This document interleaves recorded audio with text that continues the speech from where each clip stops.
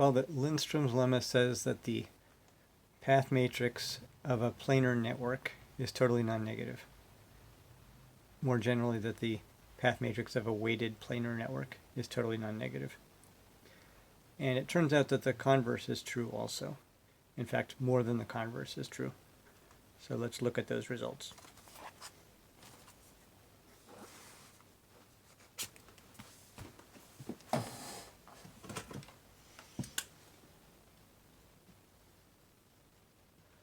Let's start with a factorization result for GLN. So every matrix in GLNC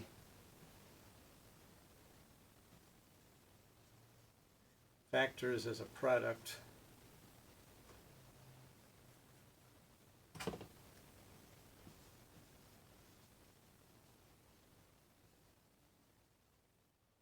of matrices of the forms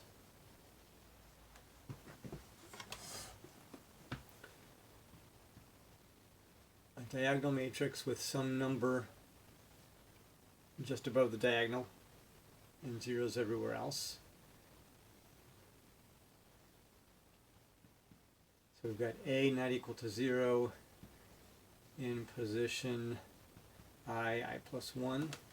And then something similar with a number just below the diagonal somewhere. So B not equal to 0 in position I plus 1I. And then a diagonal matrix with ones on the diagonal and a different number someplace. So C not equal to 0 in position II. So this is another way to say this is that GLN is generated by these matrices. We could take these to be the generators of GLN as an abstract group. Now there's infinitely many matrices because we've got all possible complex values here for A and all possible complex numbers there for B, and same for C. So these infinitely many matrices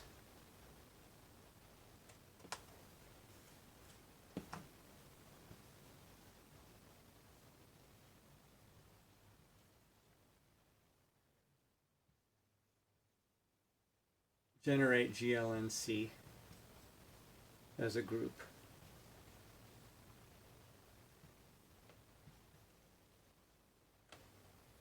So the first theorem relating this to total non-negativity was in 1952. And it was due to Ann Whitney and maybe her advisor Loevner. Loevner put this in a paper and called it Whitney's theorem. And it says that the totally non-negative matrices in GLNC are those which factor as products of these matrices with all the parameters equal to non-negative real numbers. Well, positive, I guess, because they can't be 0.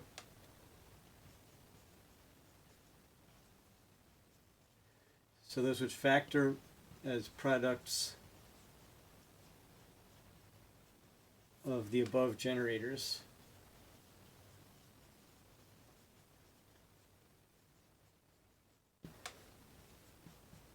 with all parameters real and positive.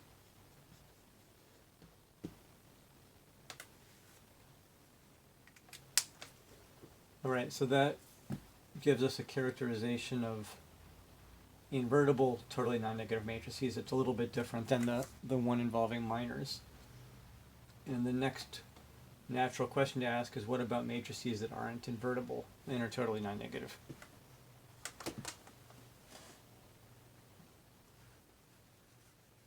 Now, it's a general fact that every matrix with complex entries, factors as a product of these matrices and of a couple others that are not invertible.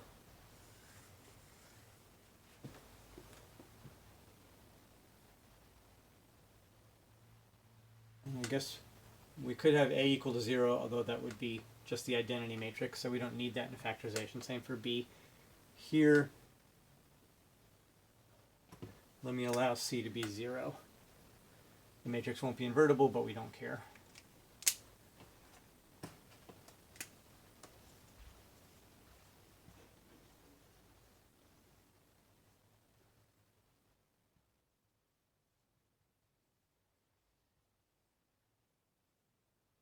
So, not necessarily invertible matrices, factor as products of these, and more matrices of the forms. Actually, the form, I'm going to give you one matrix that covers them. I'm going to write this as IP K Q I J I R. So defining this as a block matrix where IP is the P by P identity matrix.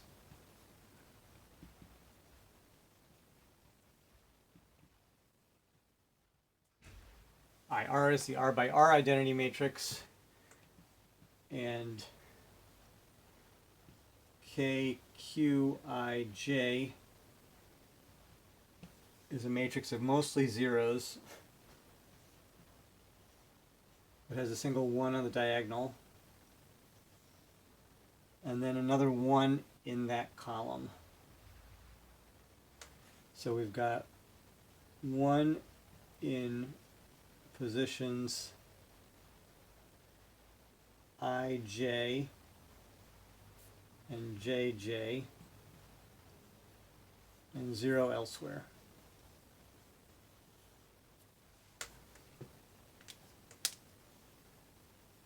So an arbitrary n by n matrix factors as a product of these and those.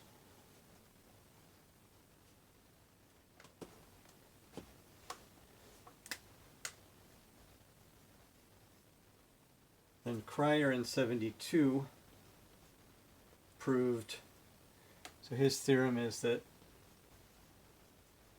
the totally non-negative matrices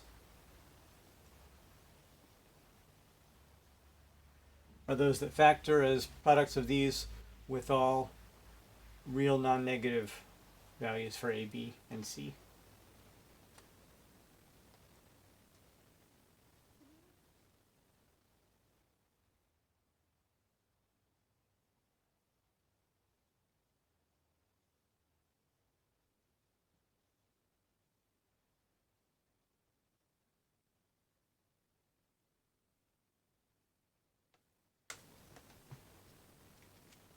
Again, I guess it would be sufficient to say ABC positive, really, because if A is 0, this is the identity, we don't need it. If B is 0, that's the identity, we don't need it. Oops. So I don't mean C definitely equal to 0, I mean C, any C in position II.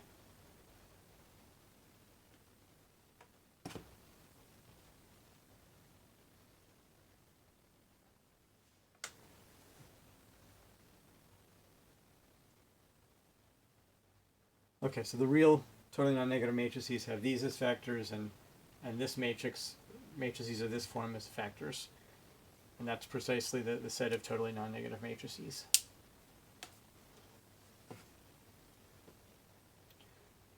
All right, now if we look closely, we'll see that each matrix of these forms is the path matrix of a weighted planar network. Maybe with complex weights if these numbers aren't real, but we can still draw planar networks whose path matrices are these matrices.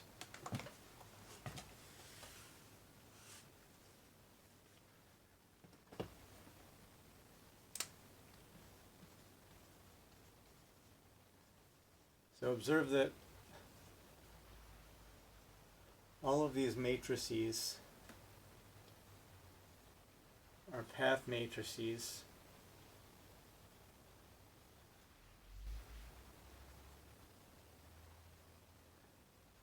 of weighted planar networks.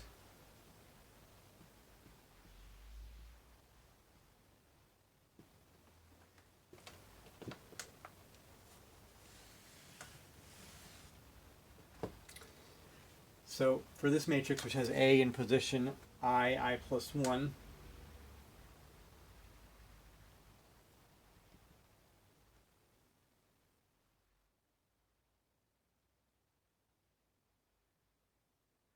we can draw all horizontal edges for the 1's, and then a single diagonal edge weighted A for the path from I to I plus 1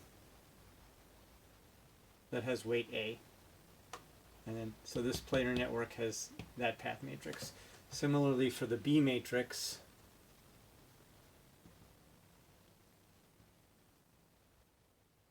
if it is a B in position I plus 1I, then we can draw a diagonal line like that and weight it B.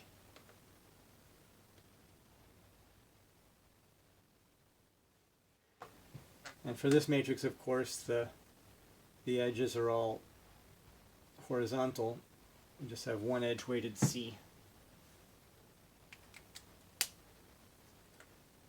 For identity matrices, we just have all horizontal edges unweighted. Weighted 1 is the same as unweighted.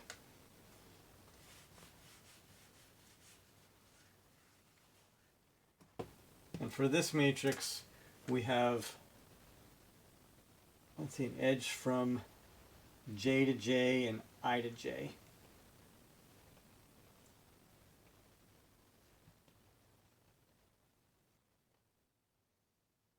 And then no other edges at all.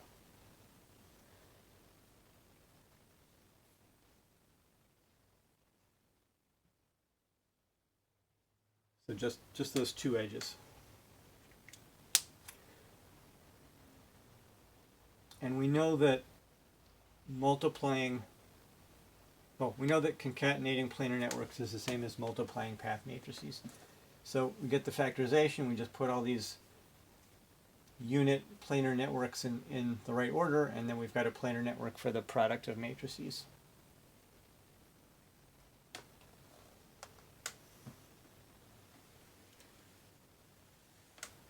And I think this was known for a while, but nobody published it until Brenty in '95.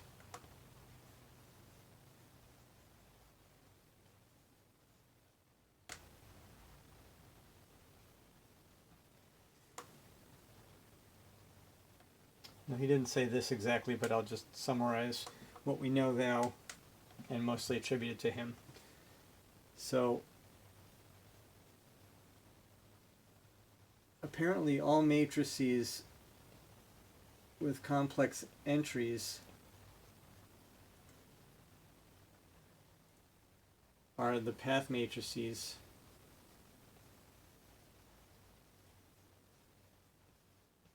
of weighted planar networks, of, let's say, complex weighted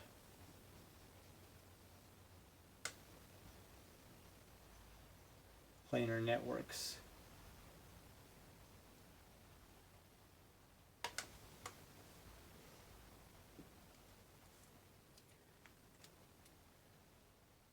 And that means that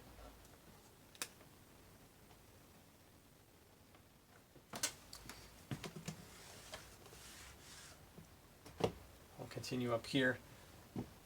So a matrix is totally non-negative if and only if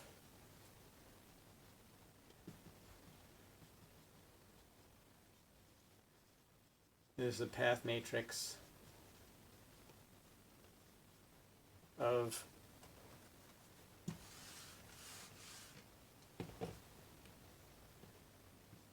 a non-negative real weighted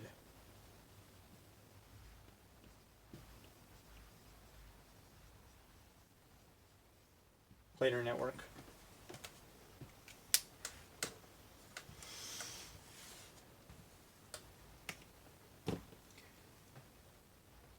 So everything we know about multiplying matrices with complex entries has this graph theoretic interpretation. Every time we take two matrices and multiply them, it's really like taking two planar networks and concatenating them.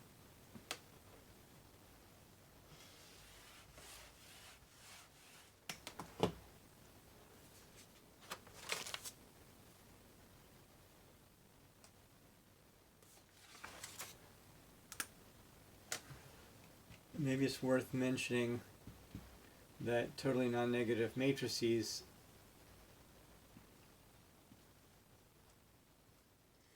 form a semigroup.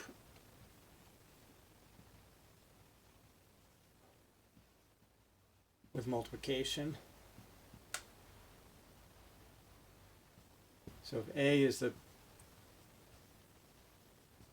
path matrix of G and B is the path matrix of H, then AB is the path matrix of G concatenated with H. They're not closed under addition.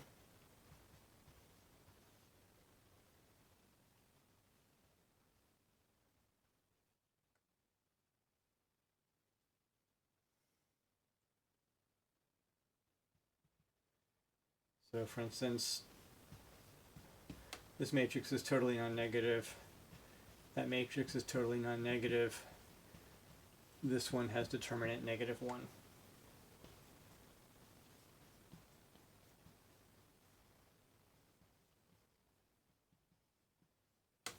So not closed under addition, but they are closed under multiplication. And semigroup means there's an identity matrix, and yes, the identity matrix is totally non-negative.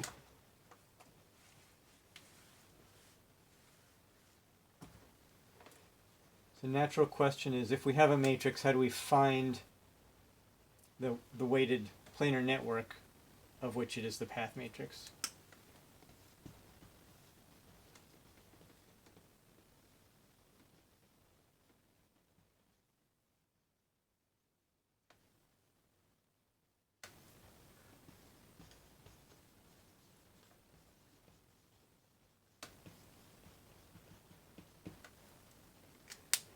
And, well, first of all, it's not unique.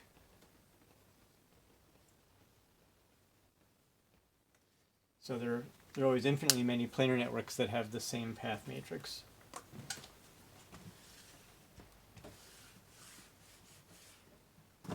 Wherever we have one edge, we could have two edges with weight 1/2, and there's lots of other things we could do that would lead to the same path matrix.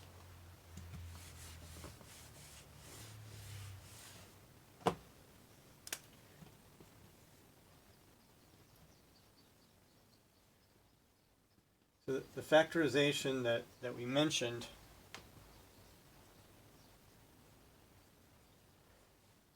let me just draw a diagram of the GLN version.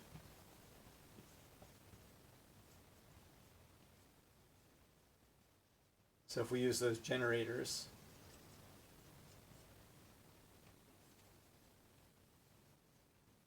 this leads to a planar network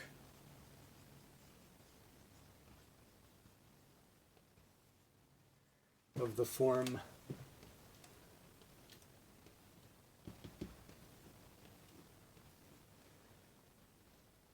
where we have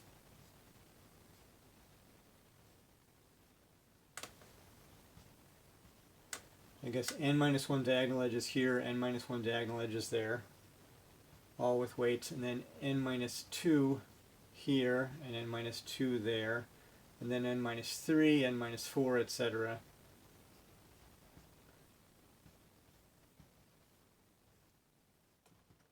Until we get down to 2 and 1. So we get this sort of pyramid of diagonal edges.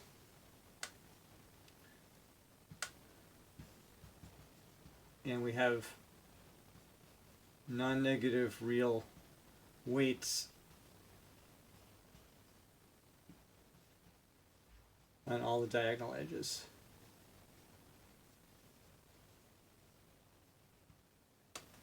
So this is one planar network that'll work, but it's not necessarily the simplest planar network for a given matrix.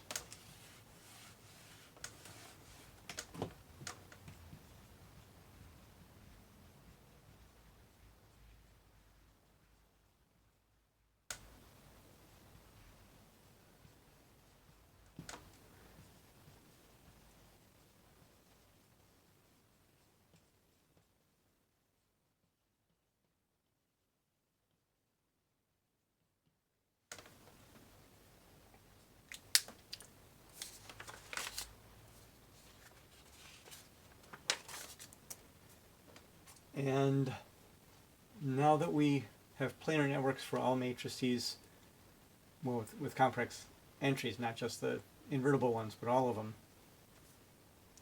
let me mention the Cauchy-Binet identity that I think I mentioned in another video.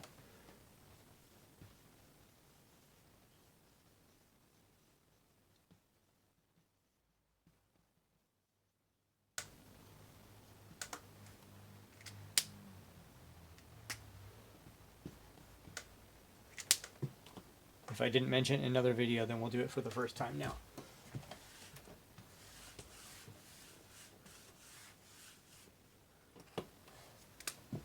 So, well, we certainly recall how matrix multiplication works. If A times B equals C, these are all n by n matrices.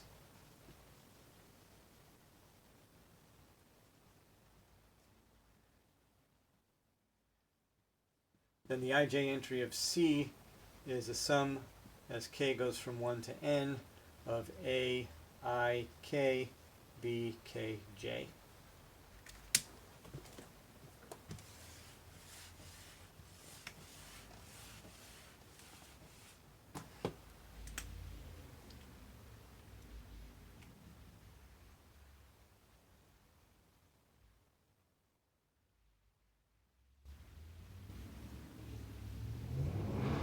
Furthermore, if we define delta ij of C to be the determinant of the submatrix of C indexed by rows I and columns j, that's a sum over, let's say, I and j are p element subsets of 1 through n. That's equal to a sum of overall p element subsets k delta ik of A times delta kj of B. So this looks a lot like the formula for multiplying matrices. It works for minors also.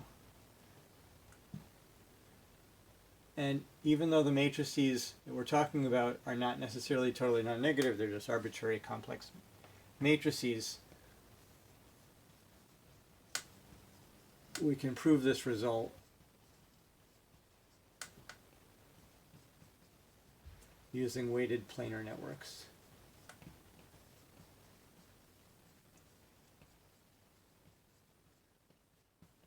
And I'll let you guys do that for homework.